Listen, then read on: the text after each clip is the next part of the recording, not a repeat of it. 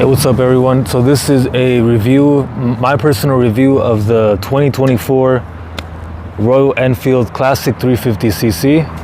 I got it with 0 miles. I think it actually had like 2 miles in it, 2 or 3 miles. But now it has like 310 miles in it, so I've got some pretty good riding experience on it. The first thing I noticed that it's not a very fast bike. It's not like something that you would want to go racing in. I mean, the top speed I've reached on this is probably like 75 miles per hour on the highway, so it's not very fast, you know. But as you can see, it's a very nice looking bike. As you can see, like it's a classic black stealth.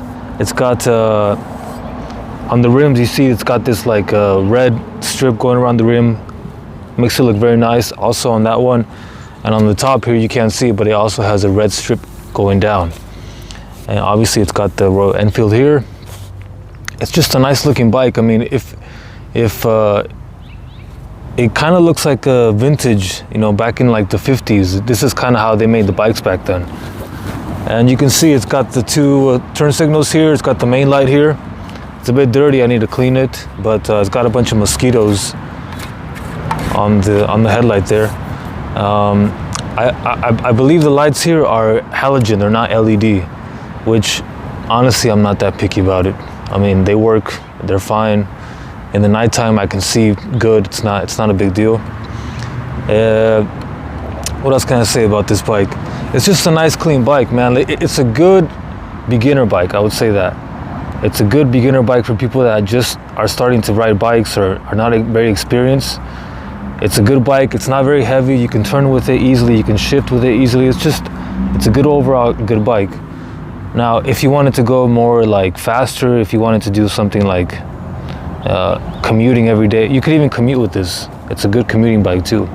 I don't know how many miles it gets to the gallon, but I know it does good. And I think I've only filled it up not many times since I've gotten it, so you know.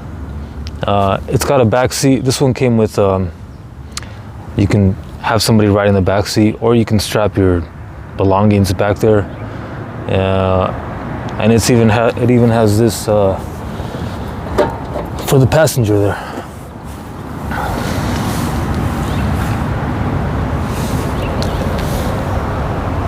Obviously you got your 2 mirrors that you can adjust. I was having a little bit of trouble with that because one of them came loose and I had to like lift up the sleeve and then tighten it up, but I have no complaints about that. The turn signal is it's on this side here, but I realized that what I was doing is I was trying to remove the turn signal because it doesn't come off when you turn like a car. If you're driving a car, you make a left or right turn, the turn signal will automatically turn off. In this bike, you have to manually take it off. So you can actually do it just by tapping it. You don't have to put it back in the middle position. So that was cool. That was another cool feature that I just figured out recently. Obviously, this is the gas tank.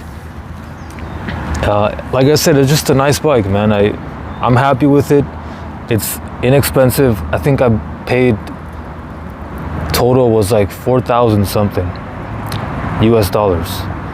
So, and that's here in California where inflation is at the highest. Okay,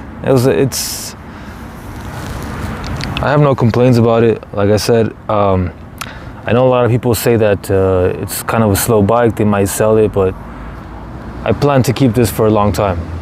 And maybe I'll get another faster bike in the future, but yeah, I recommend it. Good bike, and yeah, I'm happy with it. So, one thing I would say though, that I wish the odometer was a little bit more higher up, so that way I don't have to keep looking down to see, you know, the odometer. So I guess that's something that I can get used to it, but it's something that maybe they can change in the future. But overall, it's a nice bike, man. I highly recommend it, and hopefully yeah, just let me know your thoughts in the comment section, and thank you for watching.